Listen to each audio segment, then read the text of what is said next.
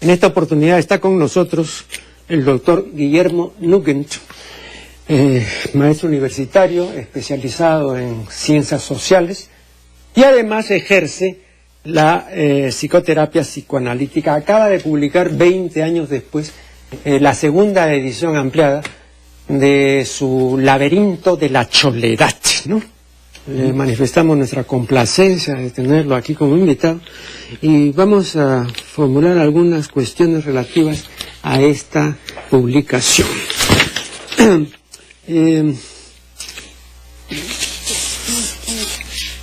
Dice Garcilaso en sus comentarios, ¿no?, que el término cholo, aunque esto no ha sido después confirmado por los especialistas, pero es una etimología de Garcilaso, ¿no?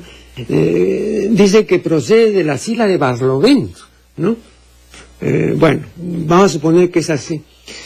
Y agrega que siempre se tomó en mala parte, ¿no?, y que se designaba con este término al perro, dice, y no de los perros castizos, sino lo que él llama los perros muy gozones y bellacos, o sea, lo que llamaríamos un perro chusco, ¿no? Entonces ese era, digamos, el significado de cholo, ¿no? Hace siglos, ¿eh? Porque, bueno, este es un testimonio de hace siglos, ¿no? Y luego menciona el hecho de que los españoles lo usan por infamia y vituperio, ¿no? O sea, para vituperar e infamar, ¿no?, a quien ellos consideran de ínfima categoría, ¿no? Bueno, cuando hoy se critica el carácter no halagüeño, ¿no?, y despreciativo del vocablo, ¿no?, creo que se ignora, ¿no?, digamos, que ese carácter lo tenía desde hace siglos. Entonces nosotros no hemos dicho sino heredar una carga negativa, peyorativa, ¿no?, lo cual no significa decir pues, que eso esté bien, lo que significa que pues, es un hecho, ¿no?, que nos viene de siglos atrás. Entonces, esto sumado a este otro hecho, que si no hace una especie de repaso, ¿no?, como dicen los aviadores, un vuelo de reconocimiento, uno ve que el término o el asunto del cholo ha desenvuelto, ha desarrollado el interés y la curiosidad en forma muy espaciada, muy de vez en cuando, ¿no? Le voy a poner dos ejemplos. En 1929, Luis Alberto Sánchez, en la Revista Mundial, publica un artículo titulado La aparición del cholo. Y en resumidas cuentas dice que después de tantos años de estar hablando del problema indígena y después de haber leído todos los números del deber pro indígena, bueno, ya parece que eso pasó, dice, y ahora ha aparecido el cholo. Entonces hemos comenzado a hablar del cholo. Y uno, y enhorabuena, pues porque ya estaba un poco pesado el otro tema, ¿no? Bueno, eso lo decía en el año 29, ¿no? Y el otro dato que quiero comunicarles es en 1962, José Barallanos publicó su libro El Cholo y el Perú, ¿no? Lo publicó, claro, lo publicó en Buenos Aires. Yo por entonces frecuentaba la librería de don Juan Mejía Vaca y él me dijo que había recibido, en consignación 5 ejemplares. Esto me lo contó años después. Siempre nos reuníamos ahí en ese café en la esquina, la calle de los huérfanos. Bueno, y me decía, ve usted, mire, para vender esos 5 ejemplares del libro de Barallanos yo me demoré 3 años.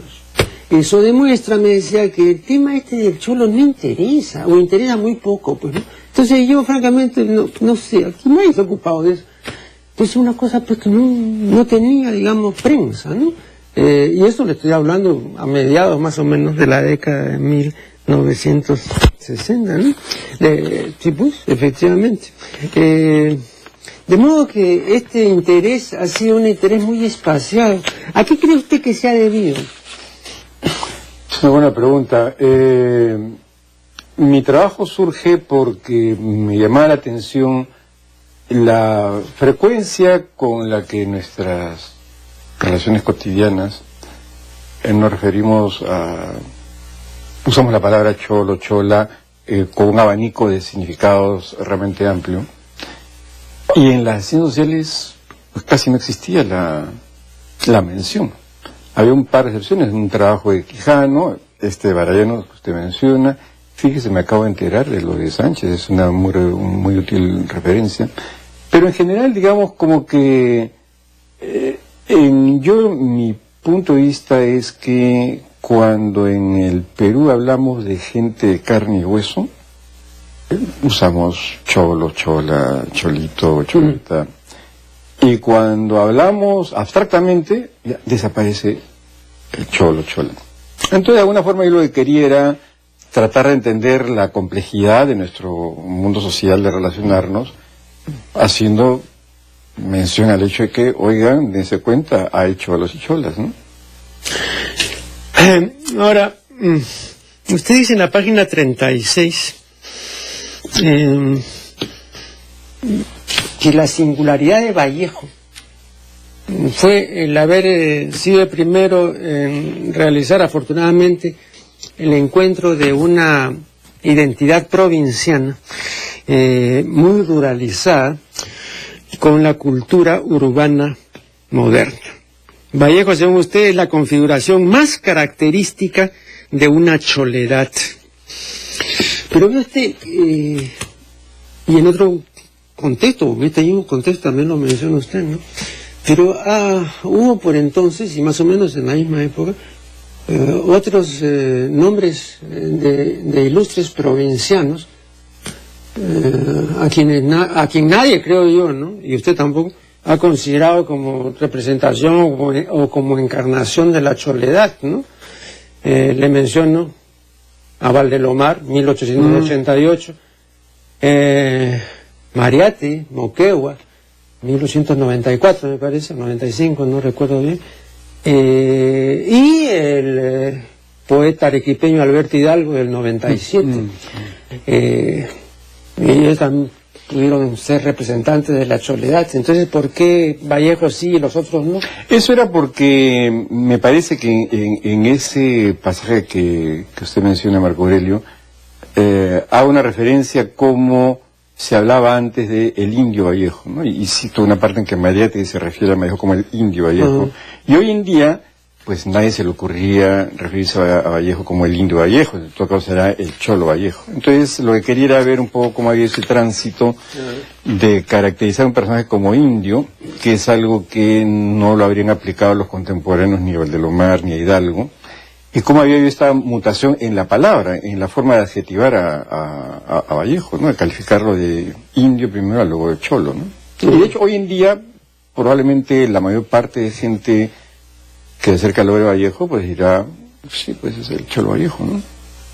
Aunque yo he notado, he conversado de esto con más de un especialista de los importantes en Vallejo, que hay un rechazo a hablar del cholo Vallejo, porque de todas maneras son deudores, ¿no?, de esta choledad menospreciativa. Entonces, habla del cholo Vallejo, ¿no? A ninguno de ellos yo le he oído decir el cholo Vallejo, ¿no? Bueno, tienen sus razones particulares. En la página 49, usted dice, la suciedad parece haber tenido entre nosotros un alto valor significativo. No es solo la curiosa costumbre más o menos extendida en el centro de Lima de tener las azoteas como gallineros urbanos y en general tradicional depósito de cachivaches. La dimensión más resaltante de la marginación social fue la suciedad. Usted sabe que don Héctor Velarde, ¿no?, el distinguido arquitecto, tremendamente dejado de lado, no apreciado en los vecinos. Él decía que las azoteas de Lima eran el inconsciente de la ciudad, ¿no? Sí. Bueno, y dice usted, pues la dimensión más resaltante de la marginación social fue la suciedad. Vea, yo tengo un ensayo titulado Cuestión de olfato, y demuestro que la suciedad, tanto la material cuanto la no material, tiene un gran poder adictivo.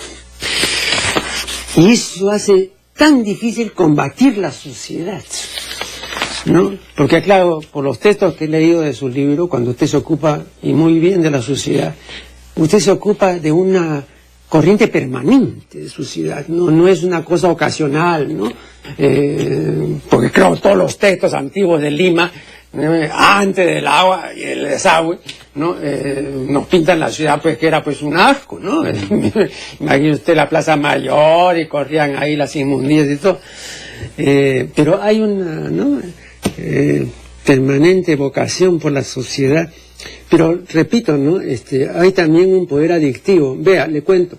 En el siglo XVI, en España, era tal el hedor de las calles por el amontonamiento de basura, que la gente distinguía, iba por ellas oliendo una bota o borracha de ámbar. Y cuando las autoridades municipales procedieron a limpiar las calles, el pueblo protestó vivamente, porque el pueblo se orientaba por el distinto olor que salía de cada bar y de cada calle. Entonces, por acá se va a tal parte, por acá está otra, ¿no? Pero si vas a nivelar todo, entonces no me voy a orientar, ¿no? Y estuvieron en contra de que se limpiaran, ¿no? Entonces, habían terminado acostumbrándose a la basura. Vamos a hacer acá el primer corte y ya regresaremos.